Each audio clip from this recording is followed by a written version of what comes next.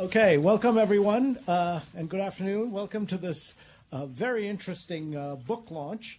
Is decentralization good for development? And obviously it's not a rhetorical question, it's actually a real question. And I'm delighted to introduce Jean-Paul Faguet. Jean-Paul is a professor at the London School of Economics. He has previously worked at the World Bank.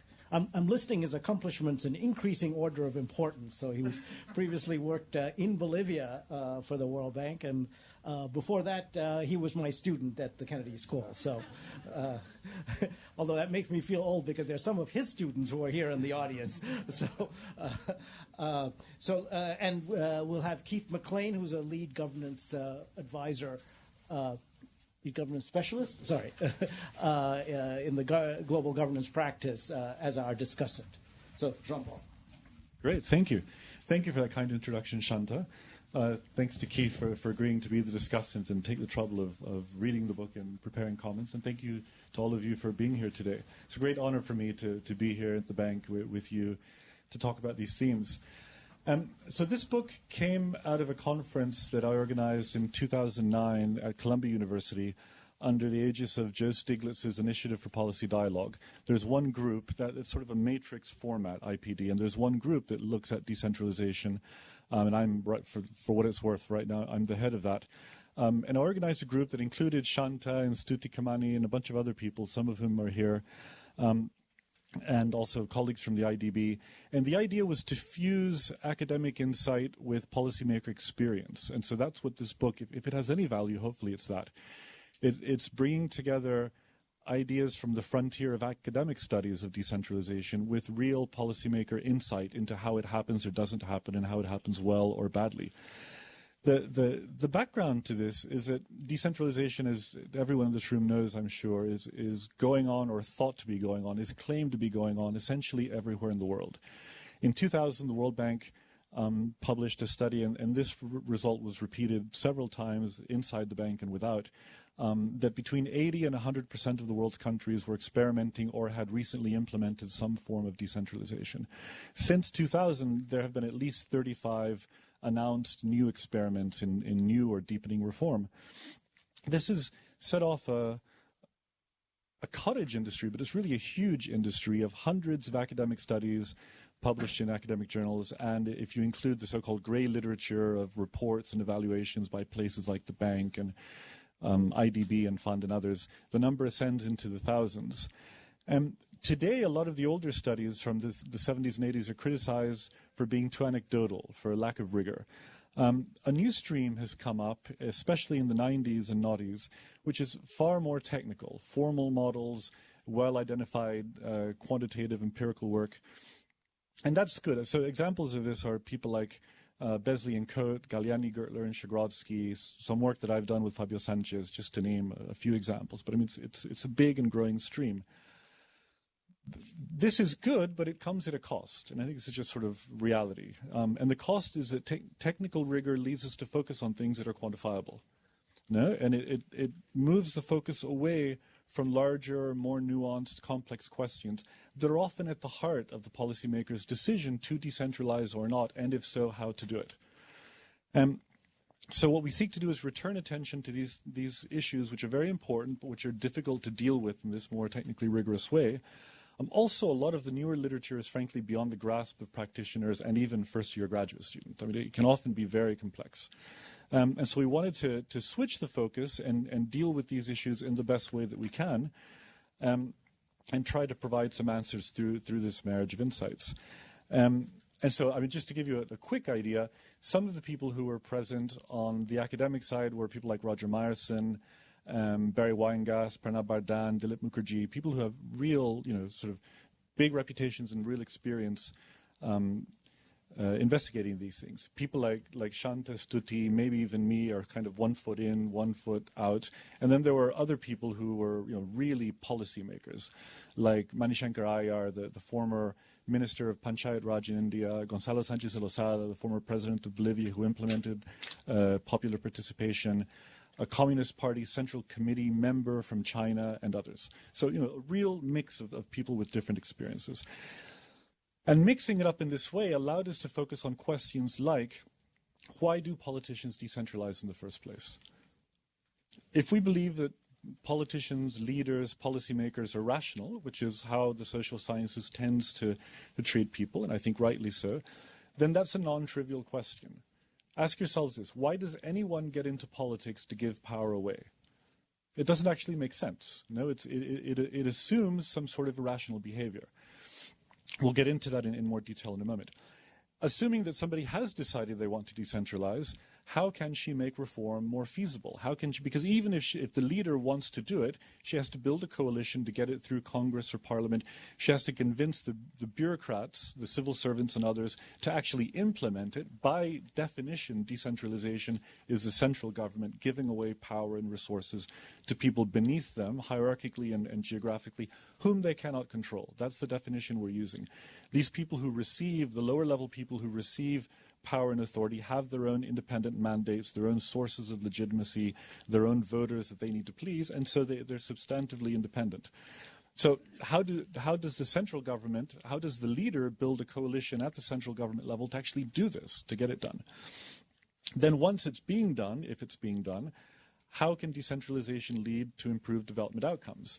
If I summarize heroically, this huge literature finds evidence that decentralization sometimes has good effects in any policy dimension you care about, be it education, health, unit costs in infrastructure, etc. And other times has clearly bad effects on those same things, and most of the time it's hard to tell. Most of the time the results are kind of mixed. Which we argue is actually right. That's what you should expect, because decentralization is not some simple policy switch that you flip up or down. It's a very complex institutional reform that changes lots of things across different dimensions. And so we shouldn't expect it to be easy or the results to be clear. We should expect it to be something that's more complex and nuanced, like implementing democracy in a developing country. Right? It's not easy, and it's something that you have to work towards for a long time. And so the question is not so much is it good or bad, but when is it good? Under what conditions does it lead to better outcomes? Bardhan Mukherjee and their co-authors have, I think, an excellent final chapter in the book investigating whether decentralization promotes clientelism or broad-based development. And then lastly, will it strengthen or weaken developing states? I'm going to look in the 10 or 15 minutes I have left. I can't summarize a book of 333 pages. But I'm going to pick out a couple of themes and try to give you an overview of them. I won't even cover the ones that I've mentioned now, but we can get into other things in the Q&A if there's interest. So let's start with the first big question I mentioned. Why does anyone do it? Why do governments decentralize? So as I said, the urge to decentralize is irrational. Right? It requires that leaders and the bureaucrats and other line ministers, for example, beneath them, in effect diminish themselves professionally and politically if they are to do it. Right? Because they're going to give away power and resources to other people who are outside of their control, which means they have fewer opportunities for clientelism, patronage. They diminish the amount of power they can wield. We're not even assuming that they're bad or corrupt or anything other than the normal self-interest that we assume for all of ourselves, including everyone in this room. So then why do they do it? Understanding this is important because it points to the common incentives that leaders face when they're making this decision. It also helps to distinguish between decentralizations that succeed and decentralizations that fail, as we'll see in a moment. So let's go to Pakistan and Bolivia. One of the things we do in this book, one chapter looks at Bolivia, another chapter looks at Pakistan. And what we can do now is to compare them. You may say, this guy is comparing Pakistan and Bolivia. That's completely crazy. I gave some talks a few weeks ago in India, and people said, why are you comparing Pakistan to Bolivia? Compare Pakistan to India. That makes more sense. Compare Pakistan to Bangladesh. Well, I want to convince you that it's actually not a crazy comparison. The two countries are geographically of pretty similar size. They're both ethnically very diverse, geographically very diverse. They're both lower middle income countries. Both have histories of chronic political instability. Pakistan has had 3 coups in the last 50 years. Bolivia's had 4. So there's something there. It's maybe not the most obvious comparison, but it's far from crazy. What happened in Pakistan when they decentralized? Chima, Khan, and Meyerson analyzed that decentralization is a tool of military regimes which has been used repeatedly in Pakistan, each of the 3 times the military has come into power, to legitimize themselves and strengthen their own control. Established parties each time are excluded from participating in local elections. They're explicitly barred from participating in local politics, but the rule is selectively applied against opponents of the regime. So party members who pledge allegiance to the last time round, Pervez Musharraf, can then join local politics, but they have to turn their backs on their parties.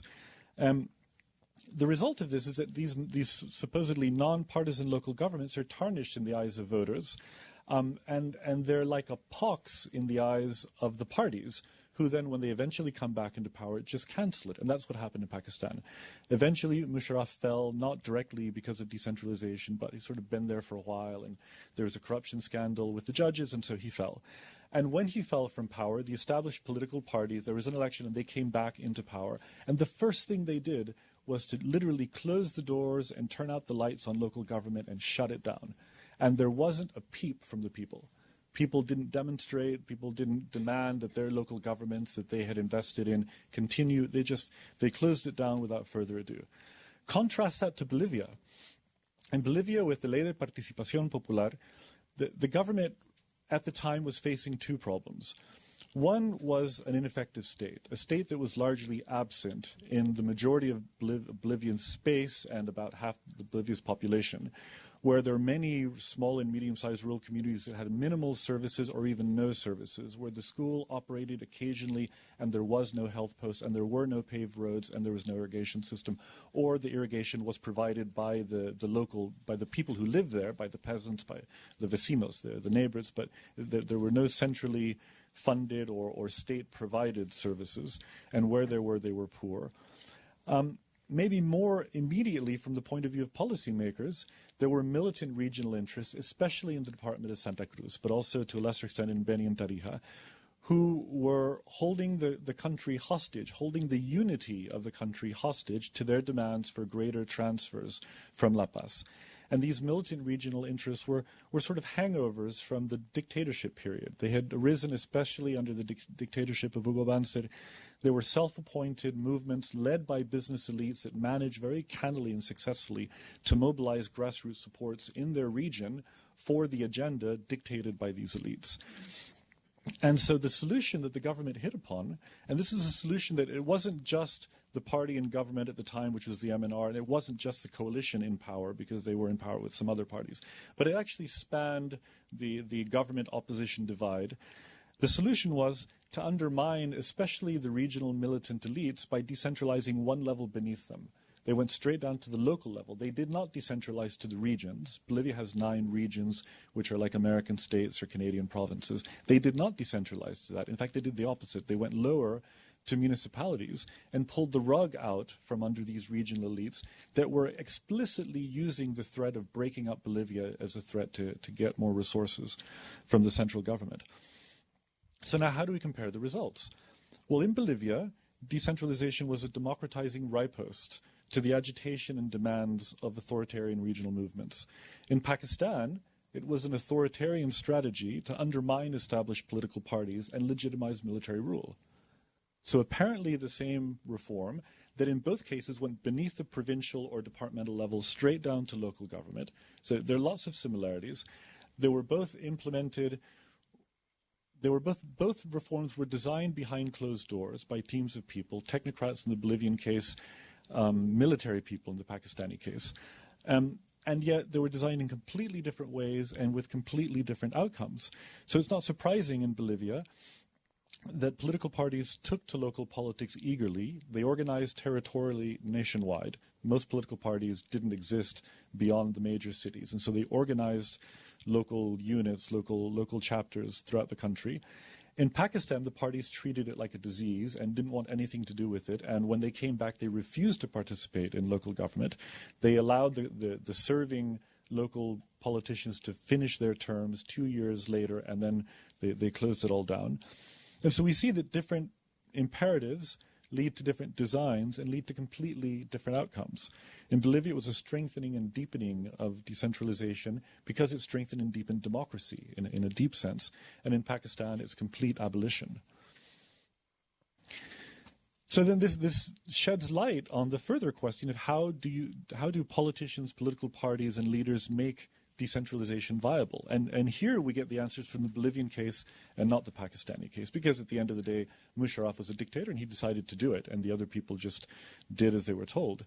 But the Bolivian case is more interesting because it's more complex. In Bolivia, the party in power, the MNR, was the most extensively organized party at the time, in the mid-1990s, territorially. So this is not a party. I sat down with Goni Sanchez de Lozada, who lives in Washington, several years ago, and sort of, beat him about the head and shoulders, saying, "Why did you do it? Why did you?" And he said, "I'm the philosopher king." And I said, "That's bullshit. I don't buy that. You can say that if you like, but tell me why you did it." And then finally I said, "Okay, let's assume you're the philosopher king, but you have to admit that your party is not full of philosopher kings, the MNR." And he said, yeah, okay, fine, I believe that. So how did you convince them to do it? So that particular party was the most geographically organized party in the country compared to the other parties at the time. The MNR was on a long historical trend of declining support. They had been the natural party of government in the 1950s after the nationalist revolution, in which they did land reform, in which they took land away from the big landowners and gave it to the peasants. And the Bolivians respected that, and they remembered that, and they voted systematically for the MNR for 2 generations is not overstating it.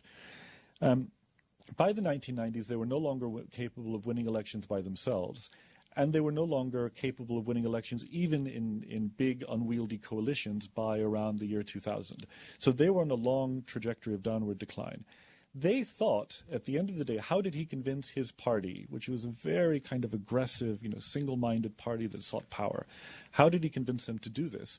They thought that this was going to be like a second land reform moment. They were going to capture another generation or 2 of loyal support from that part of the 80% of Bolivian space and the half of the Bolivian population that didn't have any kind of local government, because it was going to be like a local government shock. They'd had the land reform shock in 1952. Now they were going to get the local government shock in 1994. It absolutely didn't work. And the experience tells us that it didn't work out that way for that party. But that's not the point. The point is, what calculation did they make at the point of taking the decision? And that's the calculation they made. They were able to build a bigger coalition around this because other parties experienced the sort of regional tensions I've been talking about as internal strife. So in Parliament, all of the political parties, when issues came up that had regional implications, suddenly became internally divided between the diputados from Santa Cruz and the diputados from La Paz, the deputies from the Beni and the deputies from Oruro, and so on and so forth. And they wanted to get over this as well, and they saw in this a possibility to dampen down the regional pressures, again, by going beneath the province, the departments down to the municipalities. Business leaders also feared populist parties, which got their strength. The populist parties were the ones who were taking away votes from the traditional parties, who got their strength from peri-urban slums. And so devolving resources to the countryside was seen as a positive thing. Right, and so in this way, he was able to build a coalition that went far beyond the main party in power and pass it through Congress and actually get it implemented. Which then opens the door on what we call in the book insincere reform. So when the bank and others, and people like me in my writings in the past, say that decentralization is everywhere around us, at one level it's true, but at a deeper level it's really not. And this is something I didn't realize when I started writing on decentralization all that time ago. Because of the black hole question of why does anyone do it, it's our contention in the book that many, if not most, decentralization reforms are either dead letter reforms that remain as laws or executive decrees or even constitutional changes but never get implemented, or more often they're partial reforms, which you've written about with Stuti and others. No, this is a very interesting point that's come out of the World Bank, that many decentralizations are announced and then they end up being partially implemented. Why? Because everyone from line politicians of line ministries, the Minister of Education, Health, Transport, through all of the bureaucrats beneath them, immediately begin a rearguard battle to try to get it undone, to try not to implement it because they don't want to give away power and resources. And so then what you get is a very ragged asymmetric reform which deviates hugely from what's written in black and white in the reform document, and also deviates hugely from anything like an equilibrium or anything like an optimum design of what a good design objectively would be. Why? Because the Ministry of Education is better at resisting reform than the Ministry of Transport. Actually, it'd probably be backwards. But anyway, and so more gets devolved in one sector, less gets devolved in another sector. A third sector is kind of in between, but it differs as according to functions and authorities. And so what you get is something that's very, very messy and very incomplete, and difficult to characterize by looking at the formal documents. And then these things vary hugely from one country to another. If they differ from one sector to another in a country, they differ even more from one country to another. And so these are the insincere reforms that we analyze in the book. Because at the end of the day, political motives hijack incentives that reformed fiscal systems aim to create but fail because of the political negotiation behind it. Maybe I'll do one more theme and then I'll wrap it up. So one of the other big things that we look at in the book is strengthening the state. There's a lot of fear around decentralization with claims that it'll weaken the state, promote separatism, and undermine national identity. So it seems to me, in my own opinionated way, and I haven't studied Turkey at all, but it seems to me logical that what Turkey needs with its Kurdish problem is more decentralization. And the Turkish government will not do it, because it'll break the country up. And it's difficult to even begin a discussion on this with Turkish politicians and even academics. So the broader question is, will it weaken the state? Will it promote separatism? We need a question that's less vague and more focused to be able and will produce predictions to be able to analyze it. So the question we begin with is, will decentralization stoke centripetal or centrifugal forces in a country that is looking to decentralize? And so the key factors are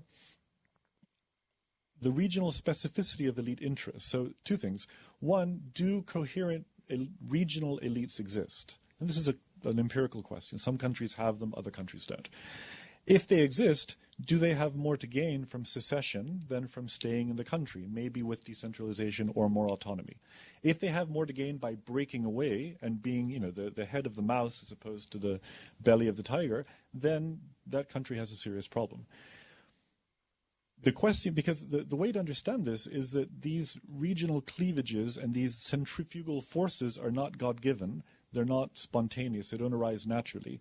They are political movements that are invested in by people who have the money to invest in this kind of thing, who are elites in one definition or another, because it's expensive to run a movement that demands secession that will lead to possibly a region breaking away from the rest of the country. You have to mount a campaign and invest in that, and the people to do that are the people who would benefit potentially from doing so. And to give you examples of what I mean, you can campaign on, for example, regionalist pride and secession, on language and cultural exclusivity. We are the Catalans, we're not Spanish. We have our own language, our own history, our own traditions, our own culture. Or you can campaign on improving transport and communication links from the region to the rest of the country, on integration, and common educational and cultural programs that are built on common shared identity, on common history, not on exclusive history. The history is there. It's a question of how you interpret it. And it's a question of how different aspects of experience and history and identity are actioned, as it were. What is prioritized and what gets turned into political demands and then policy realities.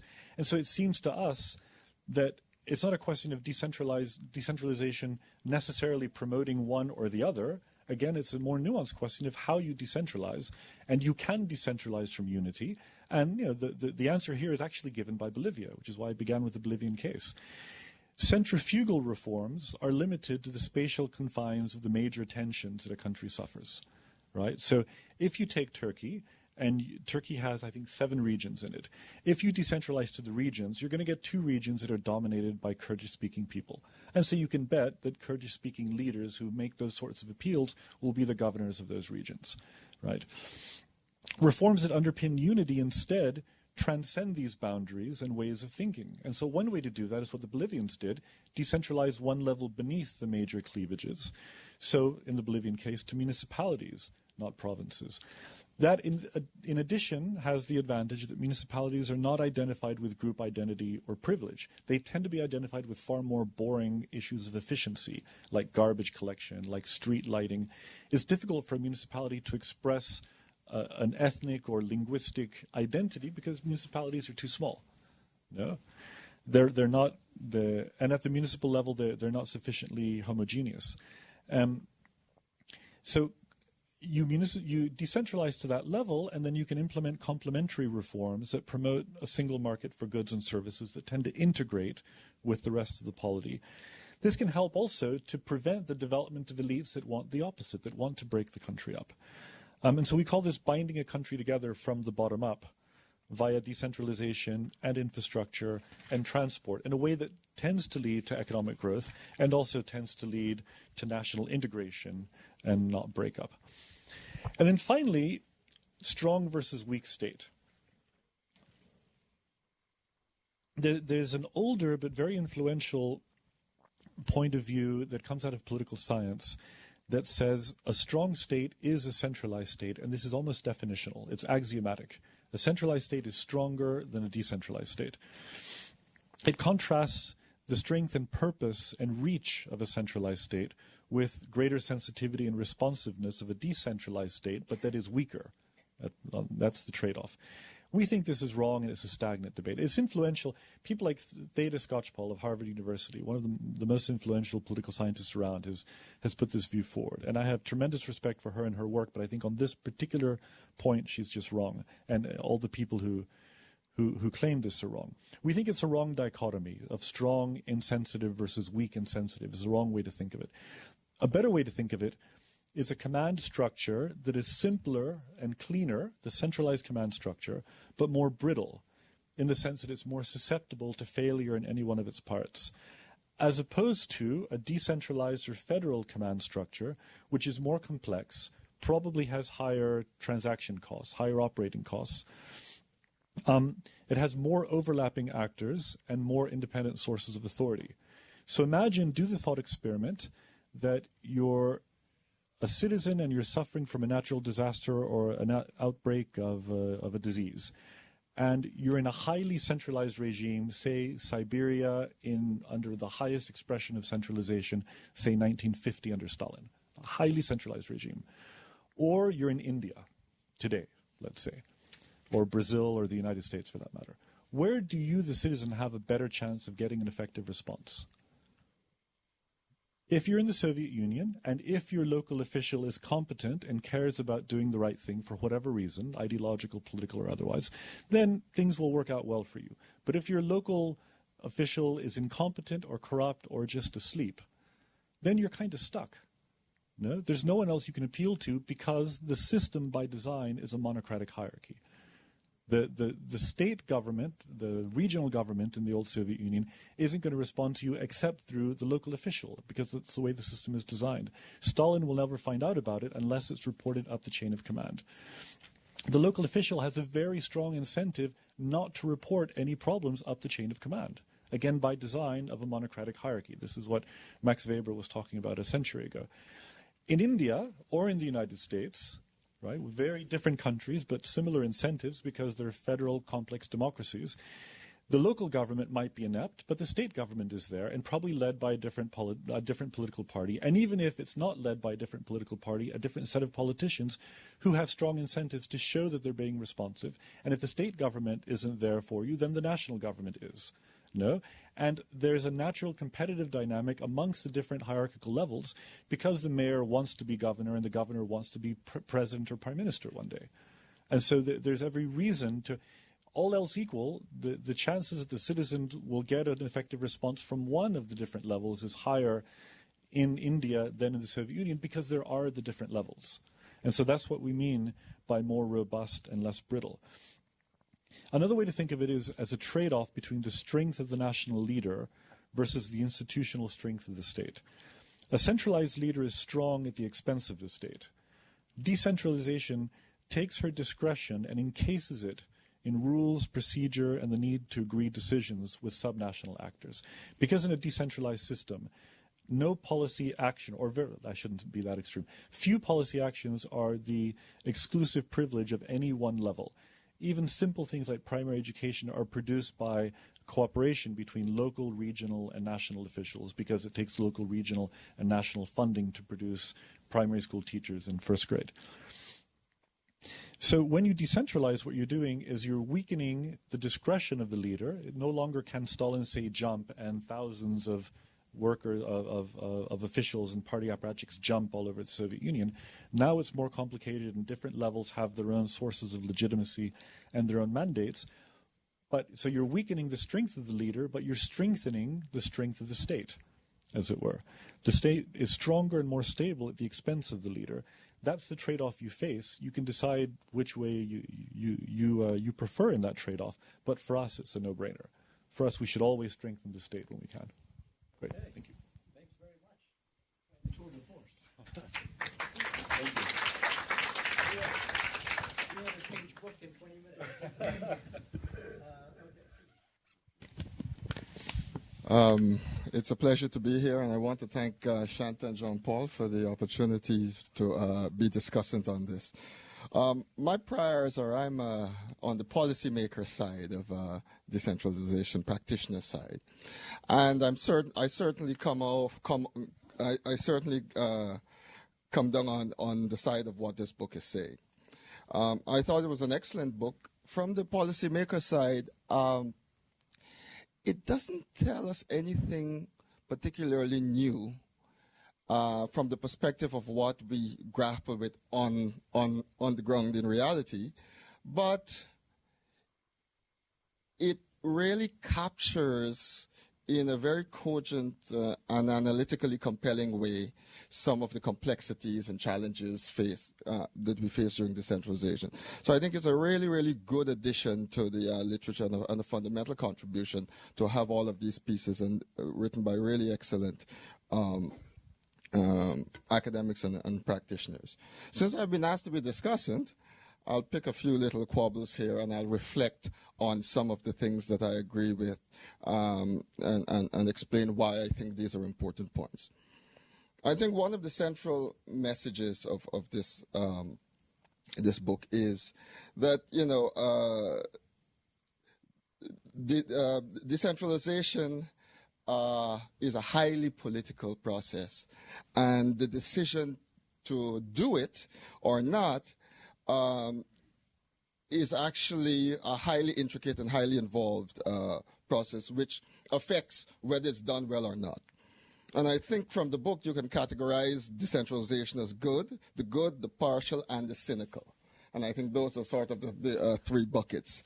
It says the design matters, yet interestingly and unsurprisingly from the practitioner perspective, there is no consensus on the ideal intergovernmental distributions of power, competency, and there's enormous variation across countries. And I think this is what you should expect, because given that it's a political decision, whether or not you don't have a region and you have municipalities, or you have 5 or 6 levels or 3 levels of local government, is highly conditioned on a set of complex bargaining. My observation is that whether or not you end up with good, partial, or cynical decentralization is affected by the nature of the shocks and the incentives driving that reform. And I think, if you look in Africa right now, you have Kenya, which is going through a really substantive and substantial decentralization. I mean, it's messy, but it's serious, with real devolution of fiscal powers and responsibilities. South Africa post-apartheid did the same thing. Those are the two, I think, most striking examples in Africa. Nigeria is a much older case. While you have the example of Pakistan and you have the example of Bolivia, you have the example of India, which I will argue is partial plus cynical. But the cynical nature of the decentralization actually varies by state, the level of cynicism. And I think you see there very, very interesting examples of people claiming to have decentralized and getting credit for decentralizing when they have done nothing in reality. And literature proliferating about impacts of decentralization on services, etc., in contexts that are de facto not decentralized. And I think the book points that out, that there are many cases where countries have gotten credit for decentralizing, and when you dig deeper, there's nothing there. And I think India subnational is a classic example of that, where there are very few cases of real meaningful decentralization. India is decentralized to subnational 1, to the state level. It's a strong federation. But below that, it's anybody's guess, and it's every man for himself in terms of how the political economy drives the level of decentralization. The way that it is structured is that the 23rd and 24th amendments to the Constitution said there will be 3 levels of local government in each state. But as to which ones of the subjects and functions that they propose you will give to the village, to the block, or to the district, it's up to the state, and the state can give all or none of a total of about 29 subjects. So all the local political economy plays out in that context. And I think so one of the things this book helps us to do is really look at decentralization and understand when you can actually make claims that you're actually doing decentralization. Now, I will come back to the question of whether or not decentralization is good for development. Looking at the example of Pakistan and Bolivia, I think the Bolivian case, I mean, it was the reflections of the former president who gave a highly personalized account. And then we have the Pakistan case where it says clearly that this was an example of cynical decentralization, and it was quite a mistake not to allow the parties to compete openly and etc., because it affected the durability and sustainability of that. I think I completely agree with that diagnosis. And I think one of the important things that the authors should be careful about is some of the remedies that they propose. For example, they say we should have it's a very complicated title, an open approval, open list proportional representation system at the local level to ensure that there is deep accountability, etc. And I've never been a fan of proportional representation. I think you do a constituency-based first past the post election where local councillors are clearly identified with a particular constituency, and you allow parties to actually compete. And I think you get better results, because proportional representation builds in urban bias and party favoritism within its structure. So I think this is something that I think one needs to look at much more carefully in terms of, okay, what do you do and how do you structure the political processes and the electoral processes? And this gets also to Stuti's point, where you see that actually there's a massive amount of vote buying going on, and clientelism and patronage politics, and the existence of local governments and elections don't guarantee accountability and don't guarantee that these things disappear. One reflection on Stuti's excellent paper is that I think that she makes a very good point about some of the dysfunctions and the pathologies that do exist in local governments. Her cases are actually examples where, in my view, for the most part, the same thing happens nationally. And what the paper doesn't tell us is whether there is a greater propensity to buy votes at the local level than at the national level, or if it's just simply being replicated in a crude way. For me, I would attribute that to decentralization if the paper would say to me that the patterns and the nature of vote buying is much greater at the local level than at the national level. My impression, based on familiarity with 3 out of 4 of these cases, is that I would expect that the same thing is happening at the national level. So we shouldn't expect things to happen at the local level that are not happening at the national level, and vice versa. These processes and systems tend to replicate, even in non-cynical contexts. One of the very important conversations in this piece was also there's quite a bit of reflection on examples from India. And it also ties up to what Stuti, I have a colleague whose name is Shruti, and you're Stuti, so I keep getting it wrong, both Bengalis. And should not?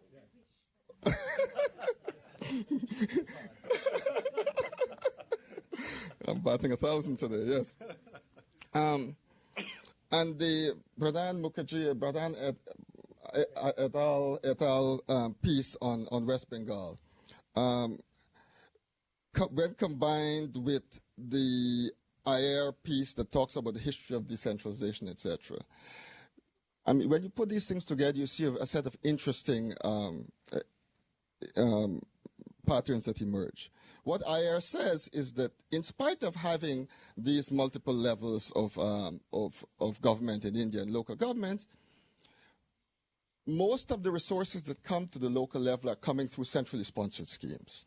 Now, he's the former Minister of Panchayati Raj in more recent times, and he said over 100.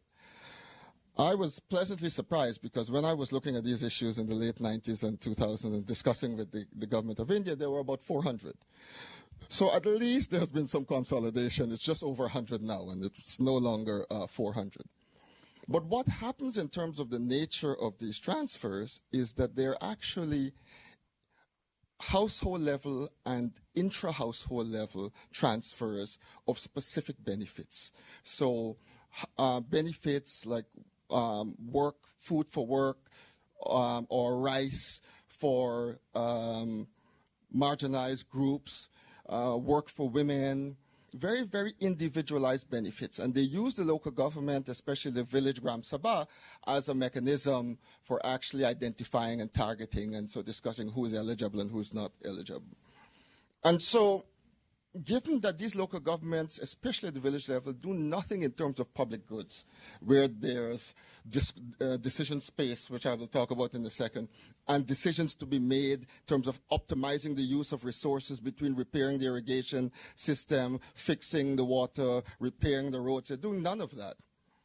Then the actual, your caste and your religion and your economic status, etc., has pretty little impact on how households perceive whether or not they receive benefits from the system. The local government has no real role in distributing any of the resources, and instead of the resources coming with some discretionality, it's all coming through these, for the most part, to rural areas through the centrally sponsored schemes, which Ayer argues comes through bureaucratic silos of equal number, and with 75 to 85% of the resources going towards maintaining these silos, the bureaucratic silos, and only 25 to 15% going to actual benefits.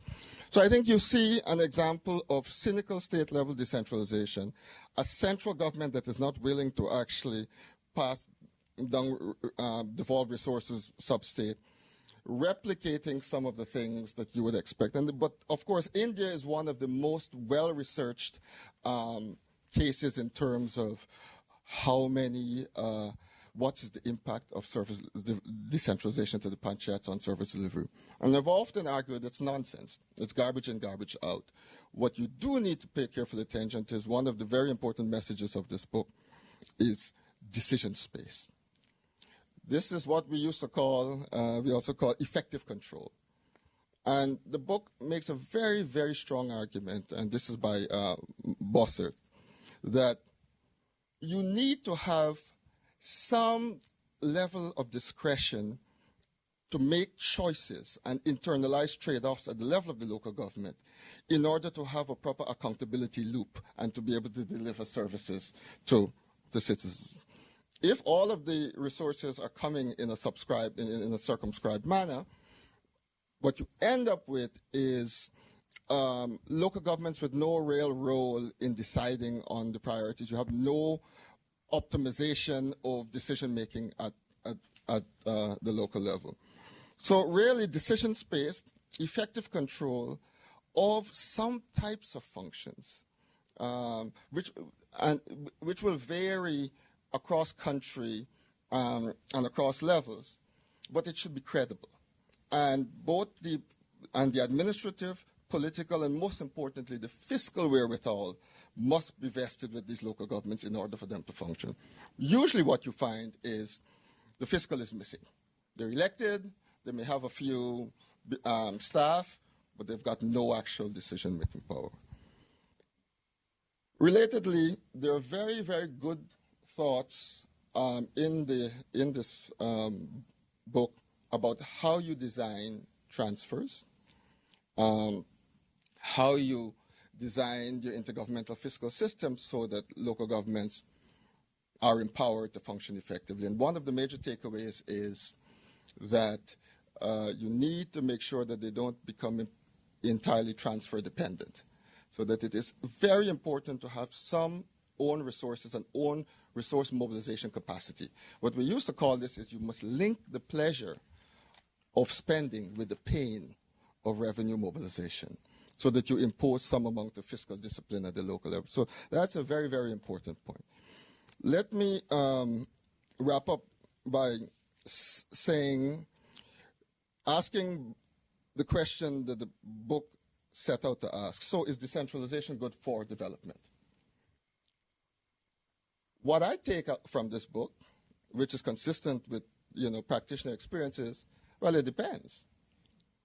It depends on whether it's good, bad, good, partial, or cynical in one case. But also it depends on if you're moving from a non-predatory, highly effective, but somewhat brittle center state to a more agile state in terms of service delivery, in terms of layers and democratic decentralization. It may be a wash, because you simply transfer who does the decisions while at the same time creating some more broader agility. But in terms of development outcomes, it may be the same.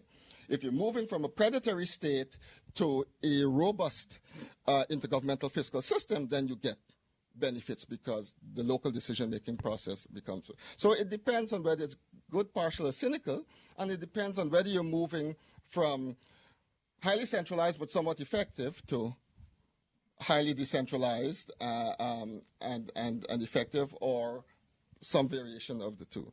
So I don't think the book makes the case that decentralization is good for development a priori, but it does point out that there are a number of ways to get this right. And it really does a good job of highlighting some of the important traps to avoid and some of the important insights on how to do it well.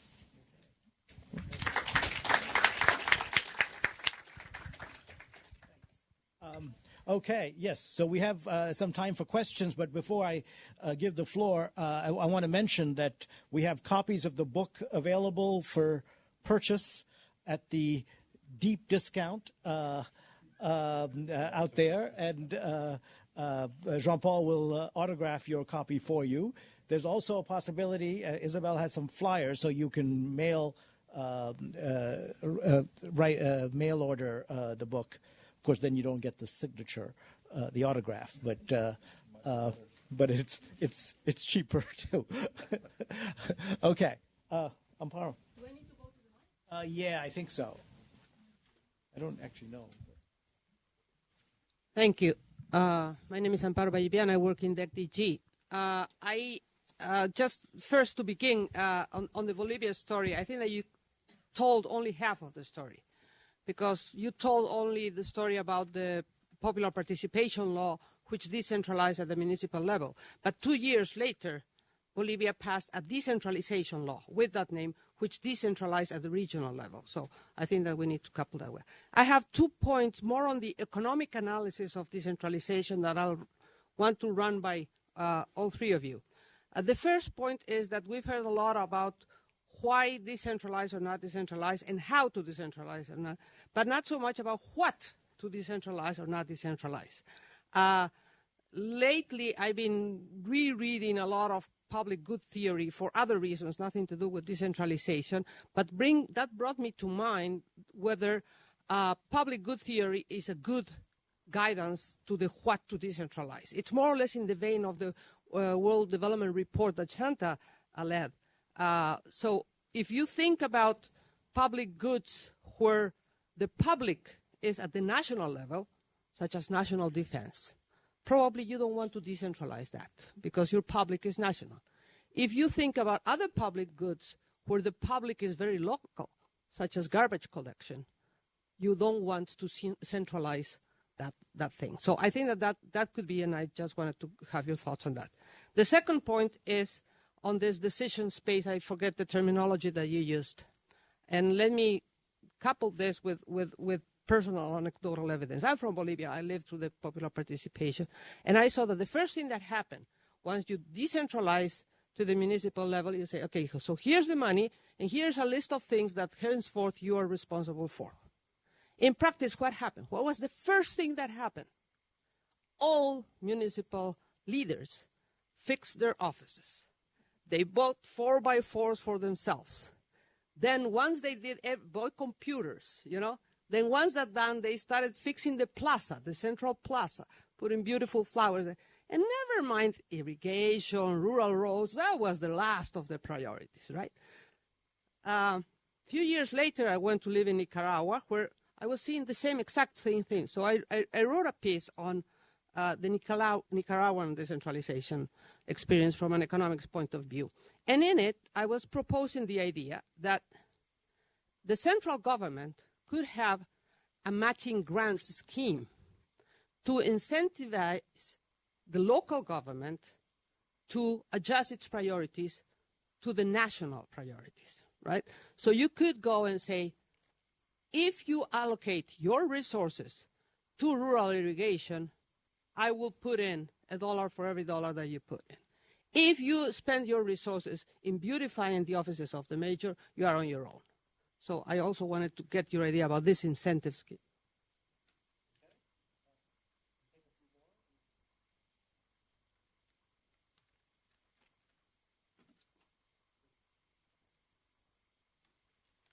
Thanks for the talk. So I'm not an expert at all, but I'm just speaking as a Kenyan. And as he said, Kenya recently passed a devolved system of government, and they're currently serving their first term.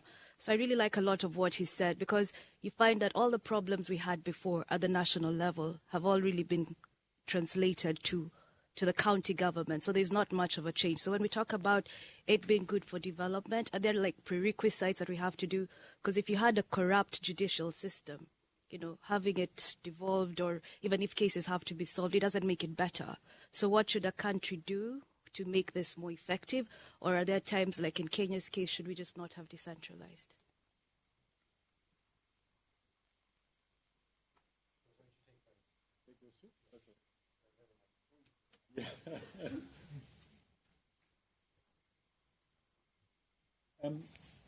Yes, Amparo. So the ley de descentralización iniciativa, absolutely. I just didn't have time to, in this very summarized presentation, to go into that. In terms of what to decentralize, it's a very important question, and we deal with it in a couple of chapters in the book. In particular, a chapter by Barry Weingast and my co-editor Caroline Poschel, where they summarize 30 years of fiscal federalism literature. There's a lot of, and you're quite right, it's straight out of public economics. There's a lot of fiscal federalism. Oh, I guess I should, sorry. Yeah. So 30 years of fiscal federalism literature, there's a lot of literature that's both theoretical and then empirical tests of the same, developing the question of what should be decentralized and what not. And so this goes back to the Oates decentralization theorem, which says it on a strictly economic analysis, which then needs to be tempered by a political analysis, and it will vary from one country to another. But you get some simple decision rules which are actually quite logical, which go very much along the lines that you were saying. So where services have low spillovers, they should be decentralized to a low level, and services or public goods that have very large spillovers should be retained at a higher level, such that the spillovers are encompassed by the level. And so that's what Oates calls the encompassing principle. You should decentralize, again, on economic criteria, down to the level such that the spillovers or the benefits that that good produces are encompassed by the level that is producing it. Because we should decentralize, because more local governments, more decentralized levels of government, tend to be better at sensing local preferences in a democracy because of voting and accountability and that sort of thing, because the local officials are closer to the people suffering the problems or having the need in a context of heterogeneity. And in particular, all countries are heterogeneous. Singapore is less heterogeneous than India, but there are interesting differences anywhere you go. But in particular, developing countries tend to be, all else equal, more heterogeneous, more diverse than developed countries, not least because they're bigger. And so that gives you an additional interesting dimension or additional interesting rationale for decentralization.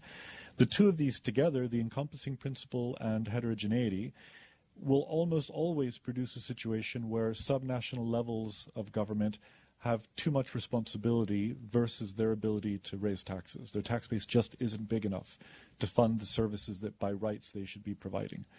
And so then that's where you get into the literature on transfers. The way that to square the circle is by central transfers. And that raises your other point about matching grants, and I think that's absolutely right. So in Bolivia, they decentralized in 1994 with Participación Popular, and a lot of municipalities, a lot of mayors threw big parties, right? Because it was sort of momentarily popular, and maybe they didn't know what to do, and suddenly they had an exogenous shock of a lot of money they weren't expecting, and so they threw a big party. And so, that's probably, from my point of view, a bad decision, but if they want to throw a party, they pay 100% of the party, fine. If instead they build a primary school, they only pay 20% of that, because the center that's a centrally determined priority. Right? And that's a sensible way of doing it. You don't take away their discretion, you don't take away their decision-making power, but you guide it with simple incentives. Can I do a small follow-up? So why isn't it done in most countries? It is done. Well, I mean, in this country, it's done absolutely all the time, right? And I mean, I think it's done in many countries. In Bolivia, in the years following, I don't know about the current situation, so I shouldn't speak. But in the 90s, I looked into it, and there were matching grants that got implemented. It wasn't straight off the mark because it was all new, but it did happen. Let's see. Kenya, why don't you speak to Kenya? I'll take Kenya, but I'll also quickly speak on the matching grants, and it ties to something I wanted to echo that Jean-Paul was saying. The whole EU regional policy is basically about incentivizing, using matching grants. Well, it's basically 85% grant and 15% own revenues. But it does it in a way that captures the point about decentralizing below the level of the cleavages. They implement what's called a regional policy. So they say we target at the level of not two regions, which is populations 800,000 to 4 million. So within a country, say Germany, they may have 20 such regions. Right? So by targeting their matching grants for infrastructure, for school rehabilitation, for tourism development, etc., to the subnational, Germany as a nation is able to maintain its autonomy and not claim that they're interfering in terms of their sovereignty. So it's actually a very clever way of using the matching grants scheme. Now, a lot of countries do this, but they do it for special purpose projects. Maybe they want to promote transnational corridors. They want to build new airports. Or they want to incentivize low-performing or lagging states and lagging regions, and then they use the matching grants scheme. When we were advising the Russians on regional development, we told them this is fine, but one important thing you need to look at, do not create a matching grant scheme until you've sorted out the intergovernmental fiscal arrangement so that you're not taking from what should be in a general purpose grant or specific purpose grant in social sectors to create a matching grant scheme. Make sure you've done that, and then over and above that, you then apply matching grant. But it's done quite often. In Kenya, I think, and this goes to Amparo's point on Bolivia initially, etc., you have to take a longer-term view of how these things go. There haven't been governors in the 47 counties before. So the first thing they're going to do is mimic what they see at the national level. But Kenya has very, very good legislation in terms of the Public Finance Management Act, the PFM Act, and a whole lot of legislation which actually has to be implemented and implemented effectively. So you have to take a longer term view. As the accountability builds between the citizens and the governors, and it becomes less about a negotiation between the governors and the central government, then over time, if this legislation is given life through the use of social accountability tools, etc., you'll find that the system should correct itself. They'll still replicate some of the patterns. As you know, there's a lot of criticism of the central government of Kenya. But I think over time, you have to take a longer-term view. At the beginning, they'll always do the obvious things, build white elephants, make sure their office is fine, etc. But over time, they should adjust. Since Amparo said the question was for all three of us, I do want to add something to the question about public goods. I mean, as Jean-Paul said, the classic is the Musgrave-Oates public good theorem, which says that the good should be provided where the externality, in the jurisdiction where the externality is. I think, in addition to the political point that he made, I think that theorem, even though I probably taught it to you, I think it misleads, it overlooks another simple fact, which is the implementation of the delivery of that public good. It could be, for instance, that you could make a case that education is a national public good because some people can move between jurisdictions. On the other hand, it's very difficult to run a centralized education system and monitor the teachers in the classroom. So I think we actually have now a somewhat more nuanced view of the original Musgrave-Oates. Okay, well, it sounds like people all want to go buy books. So, oh, sorry, John Vijay. Hi, I'm Janmejit Singh. So I work with Shanta in the MENA region. So I wanted to ask about what the book would advise in the specific case of Yemen, because you've seen what's happened, and a lot of the blame for that goes. So this question about the aspect of strengthening the state and then balancing centrifugal and regional elites where the interests are regional elites. So what do you think went wrong in terms of the end of the national dialogue and where we are in Yemen? And if there is peace, what should the strategy be going forward?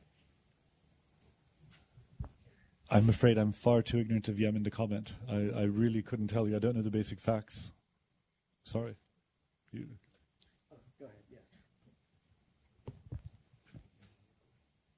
Chanta, I am the IDIS advisor from Bolivia, and I really enjoy your presentation. And I want to say that it's true. Bolivian decentralization started with the Participación Popular in 1994. But we're still in the process of decentralization because we have in our new constitution we have decentralized more further, and after that we recently passed a new law of the Ley de Autonomías. So we are still in the process of decentralization more and more. And the reason why I found why Bolivia is a successful case of decentralization is because of the cohesion of the society we have. The Bolivian society is extremely well cohesion and well organized, probably the most well organized society in the world. And why is that? My short answer is because of the indigenous communities. Because the indigenous community doesn't act like individuals. The indigenous communities always act as a community, as a whole. And that's why when we put in place the decentralization in 1994, all these communities, these small rural communities that didn't exist in Bolivia in the past, they took the power, and more recently the resources flowing for the export of the gas and all the development that we enjoyed the last 10 years. Thank you, Prof. Speak to that. Yeah, thank you for that. That's a very interesting point. It echoes a point that a colleague and friend who's an anthropologist made to me some time ago when I was working on my previous book, which really focuses just on Bolivia. he said he's a Mexican anthropologist, Armando Godínez. He's lived in Bolivia for most of his adult life, but he's from Mexico, so it gives him a certain objectivity. And he said, if you compare it to your societies, he said to me, meaning the U.S. or the U.K. or sort of OECD countries, he said, as you go down the social ladder to poorer populations, people get more and more atomized to the point where you have beggars in the street who are completely atomized.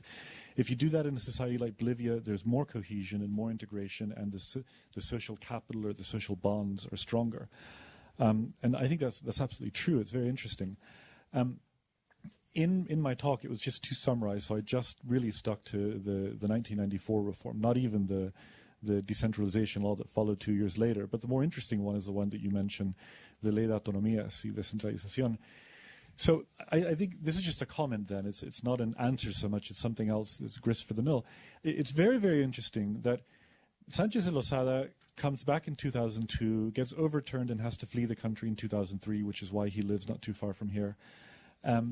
And then there's a period of tremendous political instability, out of which rises Evo Morales, the current president, and the MAS. And Evo is like, I'm not a Bolivian, I'm an academic observer. Evo is the giant who bestrides the stage. He's this incredible political persona and presence that completely dominates Bolivian public life. He overturned one by one all of the other reforms of the Sánchez de Lozada period, the so-called neoliberal reforms. Because that government in the mid-1990s was an extraordinary... I was working for the World Bank at the time, so it was an extraordinary government that did a bunch of things. It was just sort of the ambition and the amount of things that they did was surprising. You don't expect governments to do that many things simultaneously. Evo Morales came and overturned all of those reforms, like privatization, reform of the executive branch, the pension system, reform of the education system. And he didn't overturn decentralization, he deepened it. And he deepened it very substantially. So the reform that you referred to is a deeper, bigger, more... just a bigger reform than what Goni did originally in 1994. And I find that extraordinary, and part of why he did it, I mean, we'd have to ask him why he did it, and I have never had that privilege. But part of it must be because the original decentralization was so successful from the grassroots up, because it had support, because it actioned, I guess, it brought into the public governance system this social capital, these community organizations, this high degree of indigenous cohesion that you referenced, in a way that the previous regime had not. The previous regime had just ignored it.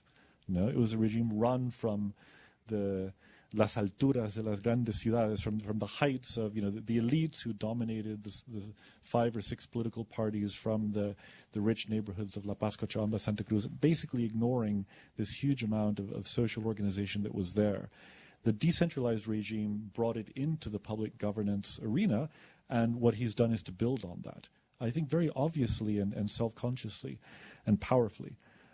So it's now I haven't studied this decentralization, not least because it's more recent, the way that I've studied the other one. But I think that's a big, interesting question for future research. Thank you. Okay, well, let's join me in thanking Jean-Paul and Keith for a very interesting